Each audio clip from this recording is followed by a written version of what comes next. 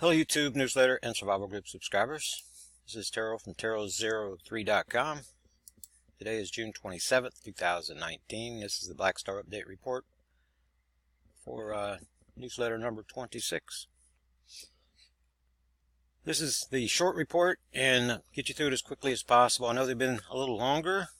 There's been a lot to report on in my brain fog situation.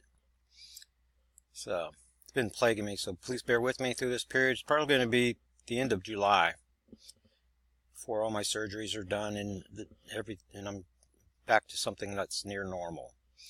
Seismic event indicators say Earth is 5 weeks into the first Earth change lull period for the 2019 Earth orbit cycle relative to the Black Star. Position in the Libra constellation relative to the Sun. Libra constellation, Sun. We've passed the Black Star. We passed it on, May the 14th. Just about 11 hours ahead of what was projected for the 15th. Near side alignment quake event. Came with 7.5 pop watt. Then, the important thing that I want you to realize is where the Earth is relative to the Black Star. And been giving you some commentary. And whenever the 8.0 Peru quake came, then we were passing this section of space on May the 26th, and it made me believe that between the Black Star and Jupiter was the anomaly. Previous to that, I had shared with you that the anomaly would be further beyond. So if you turn this around and we were sitting from this position looking outwards, then the anomaly would be between Saturn and Jupiter. Even gave you some commentary. Oh, I didn't pull up the Mars diagram. I do that in the long report. Where Mars passed this section of space behind the Black Star, behind the Sun relative to this anomaly, that's whenever Mars was getting its Mars quakes. So it really looked like, and I said between 17 and 18, I was looking for big stuff to happen, because the anomaly is created by a combination of the Sun, Black Star, that's over here, and Jupiter and Saturn and the gas giants, Neptune and Uranus. So it seemed to me that the flip would have been over because of the assistance of the other planets, that the flip would be further than the area of space in between here. So whenever that 8-pointer came with Peru, then I'm going, well, maybe the anomaly is still on this side of Jupiter. It's possible because the Black Star is over here, Jupiter's bigger, closer, it's possible. But now I'm having to go back and revisit. There's evidence to support both explanations. And there's not enough data to be able to tell which is which. There just really isn't enough data. We're going to have to come to this key marker position over here at the end of August, the outside orbital position, marker position, and then come behind the Sun relative to. Behind the Sun relative to the Black Star, which I believe that Earth is going to be a little beyond the Black Star, which is here, because it's going to be a gravitational jolt with a combination of Jupiter. Still close enough, just about where Venus is right now. So it looks like it's going to be the first week in December when we get that gravitational jolt, and then the electromagnetic jolt is going to come even later when we're in this position. That's what it's looking like. So when I pull up that the transition week 17 and 18 is what I was saying from the beginning, that something's going to start happening whenever we get in between here, because we're going to the vortex anomaly has been on this side of the center line with Jupiter. It's been over here for the last 5, 6, 7, 8 orbit cycles. It's only since Jupiter passed on this side that the anomaly flipped over, but we don't know how far. We don't know if it's in this region or this region, but I'm telling you something that's for darn for sure. Earth has gone through a jolt, the kind of jolt that we get at the outside orbital position where the Earth core heats up. And we have a lot of activity. That's what we're looking at right now. There's a lot of strangeness going on. 50 of the 5 magnitude earthquakes, I'm sitting here shaking my head. We're not supposed to have nearly that many. We're supposed to be right in here in the 20 range. Last year, we saw 33, but look at how many, whenever the mantle plume connection was made at Hawaii, we've got to throw this number out. And we likely have to throw this number out. The smaller magnitude earthquakes. The higher magnitude earthquakes, we just weren't seeing them. And we see a lowering of that number since 2014, when Earth crust was more rigid. 8 sixes, down to 4, down to 2, you see what I mean? Then back up to 4, and then down to just 1. This is a decrease in the number as we're moving through week 18 relative to the black star. And then all of a sudden we get 6. No, we're not supposed to be seeing 6. We're not supposed to be seeing 50. And here's the interesting part about the whole thing. This 212 for the 2.54 magnitude earthquakes is the lowest number we've seen in the last 6 years. 2000 and when we had this 7 magnitude earthquake right here, that was a 7.8 Japan, right here. This is the when we saw the next lowest, which is almost the same, under slightly different circumstances, but this 212, that's near the 200 threshold number. And when we're seeing this low threshold number, whenever especially when we get you down below, you'll see this number is twice what it was last week. Well, that tells me that a J belongs here in this chart. Let me come on down to the bottom. This is what we were going through last year. This is week 18. Look how much the global tectonic volcanic dynamic has changed. Almost no 6s. We're supposed to be seeing 2 and 3 and 2 and 3. 2 and 3 and 2 and 3. We only have, what is that, 4. 6 magnitude earthquakes over a 9-week period. That is not supposed to happen. Then when we get to the week 25, we get that outside orbital position. What am I talking about? I'm talking about when we get to this line right here. That's a week 25 line. This purple line here is a week 2 line. This is a week 1 line. This is a week 13 line. This is right here is a week 25, 26 line. This right here begins week 26. Right here, this is where we get the jolt. Well, you can see it in the chart right here. You see outside orbital position, how this number went right way down. All these big old numbers, and then we get to this outside orbital position, but then we get the jolt in week 26, and we get 8-pointer, 2 7, 7 7. This is the jolt. See the J? We get a jolt whenever we get to that key point. It's identified in the chart. This chart is identified in the diagrams. We know we're going to hit it on this cycle at the end of August. We already know that. That's going to happen. But getting that jolt in here, that hasn't happened before. So if you follow my commentary from when we got to the N position for this year, right here, the N position, this activity that we're having, this activity is getting larger and larger now because of the way that Jupiter is moving further and further away from the black star center line. Black star, sun, center line. That's the center line in that diagram. In this diagram that's right here. This is the center line that divides our solar system in half. Black star, sun, draw the line. Jupiter crossed this in May 2018 with Hawaii. And all those big numbers started. The vortex and Jupiter were passing this line together. And like I say, exactly how far this goes over with because of the participation of the other gas giants that create this is created by solar system harmonics. There's a network of magnetic portal connections extending from the sun to these planets and from the black star to these planets. The black star is siphoning energy from the sun, and it's connected also to Jupiter, Saturn, so you have a matrix of magnetic portal connections working through here. And it's that matrix and this center point that has created this electromagnetic anomaly vortex that's right here. And we became aware of that because of passing behind the sun relative to the black star, where we get the gravitational jolt. And when the vortex anomaly, when we get the electromagnetic jolt. It's very identifiable in the charts going back to 2014. So when we passed on the back side, we crossed this center line, there was only 4.5 degree differential between the black star and this anomaly. But as Jupiter's been moving away, this vortex anomaly's been moving even further away.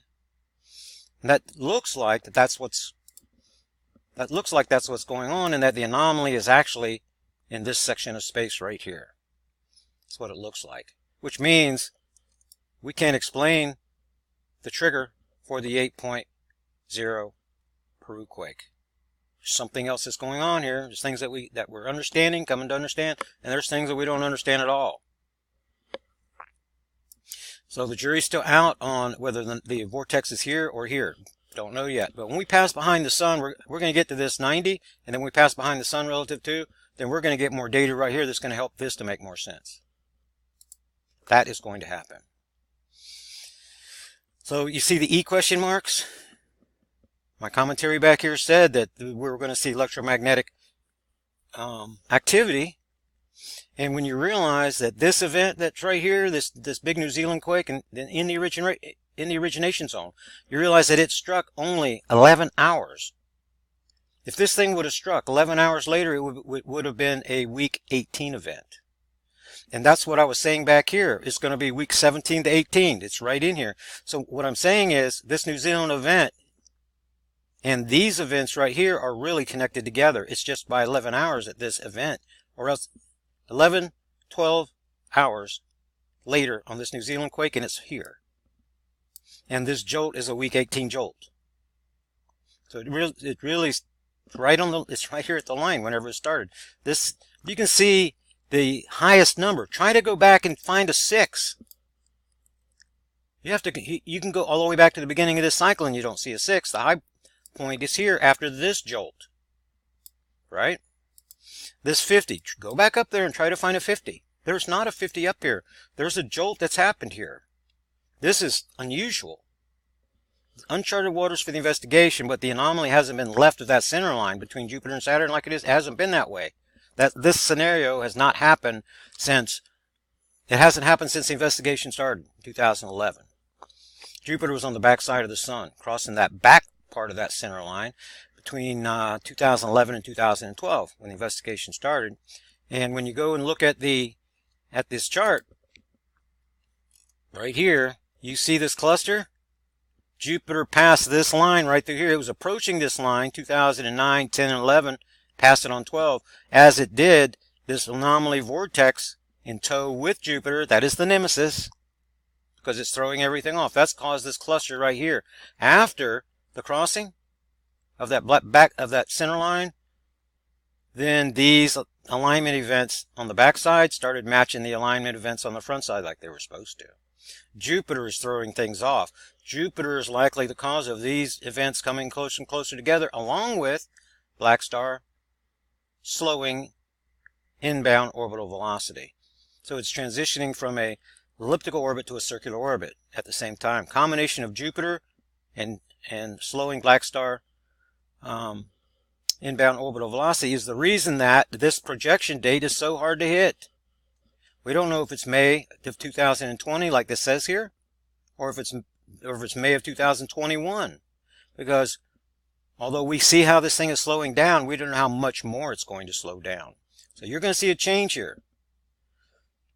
And you'll see in my conversation with Shalina, you're going to want to read that in the featured section of this newsletter, that she's really on the ball. She is aggressively devising her best survival strategy possible.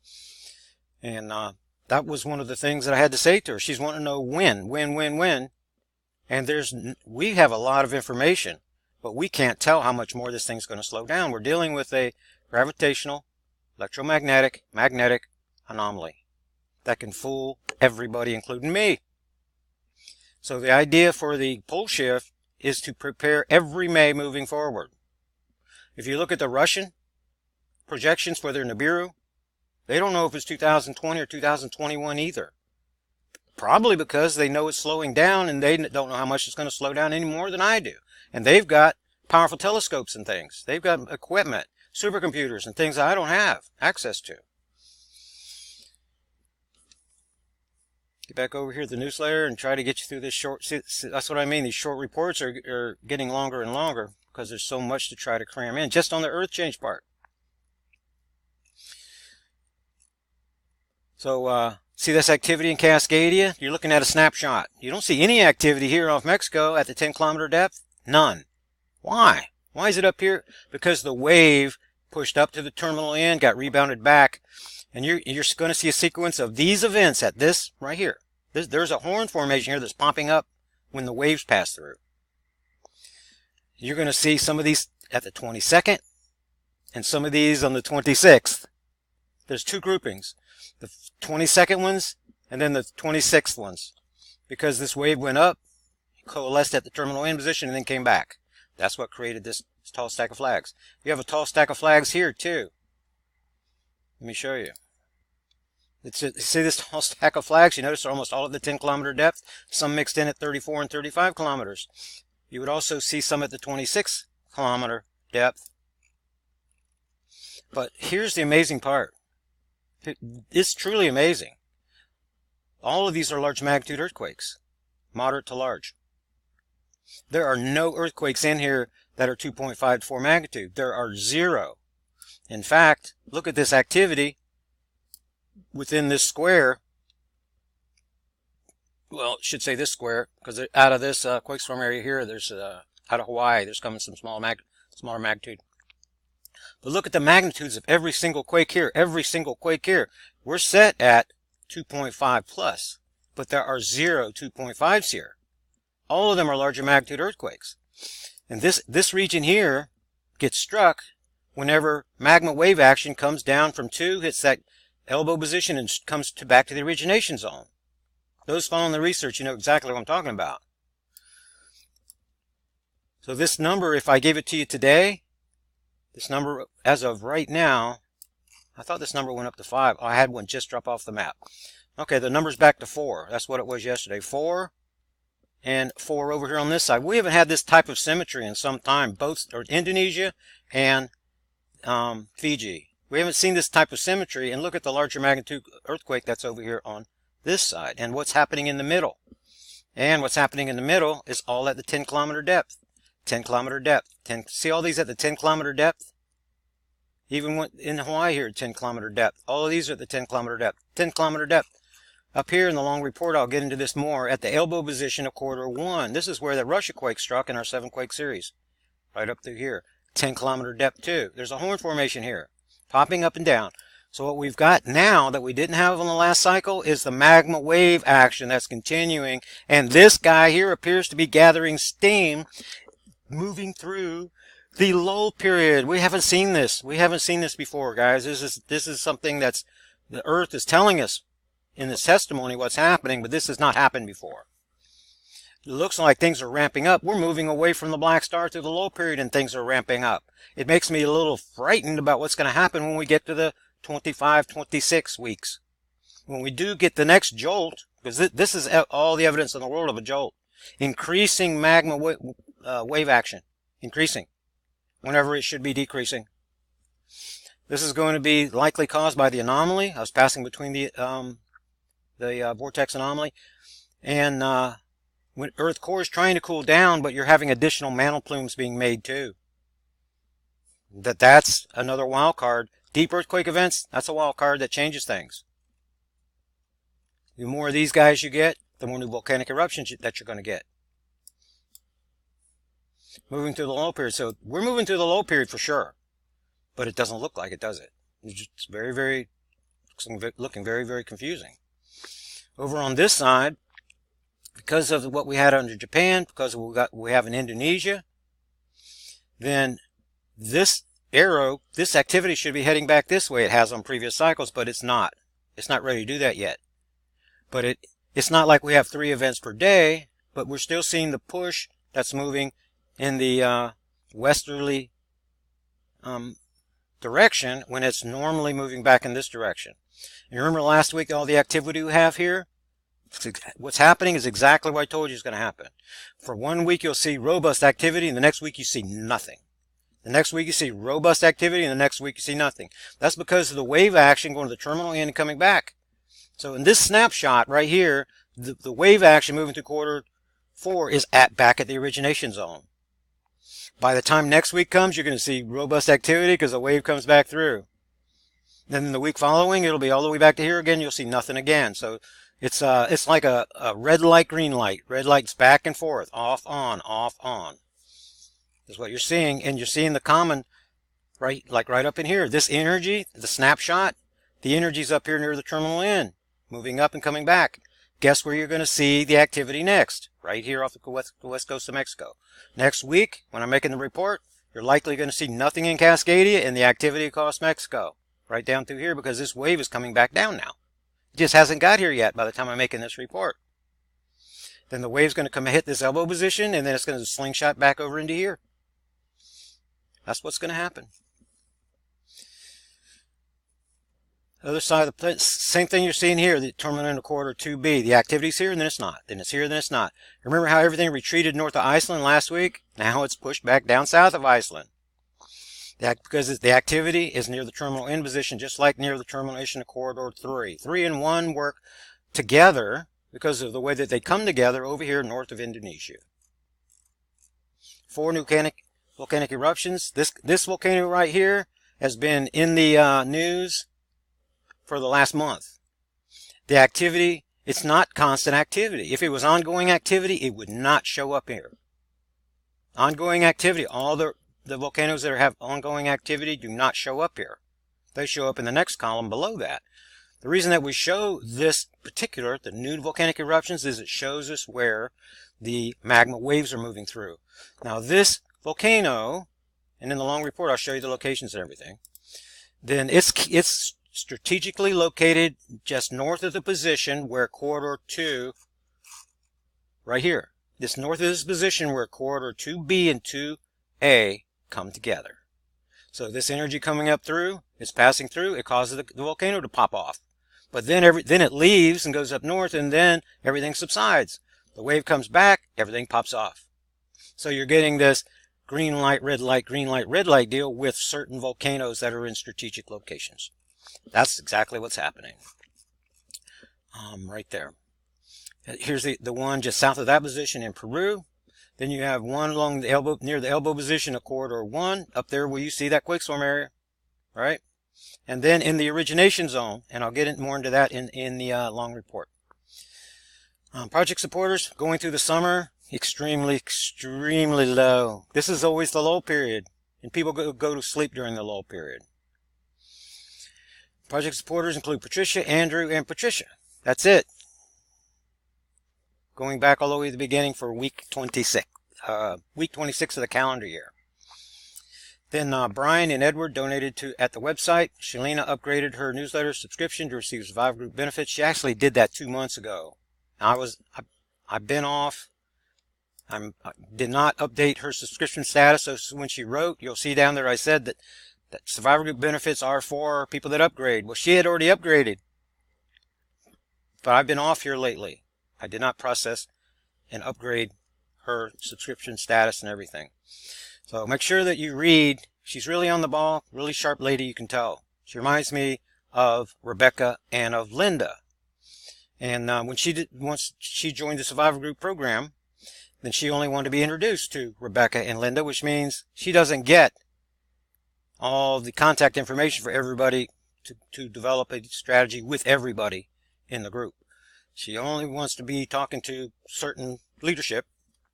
You guys have that option too if you want to do it that way. Everybody upgrading, subscribing, everybody that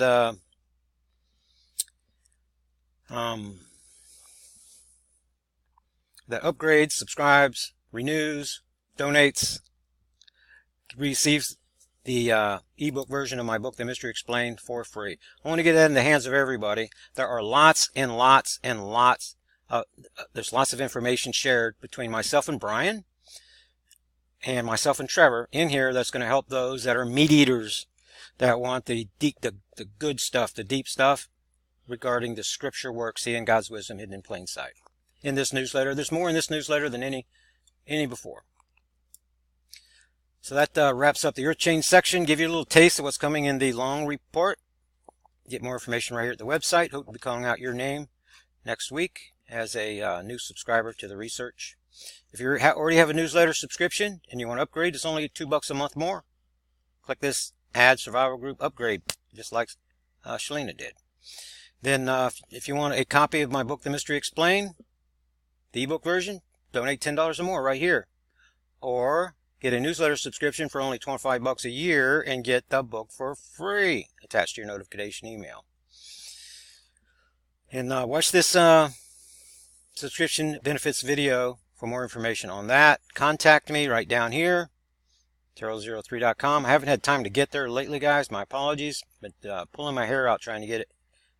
Just getting all the emails answered has been difficult for me, and making update videos and things like that. I will get there as time permits. We'll get more information here at the website, and I'll see you guys on the next Black Star Short Report.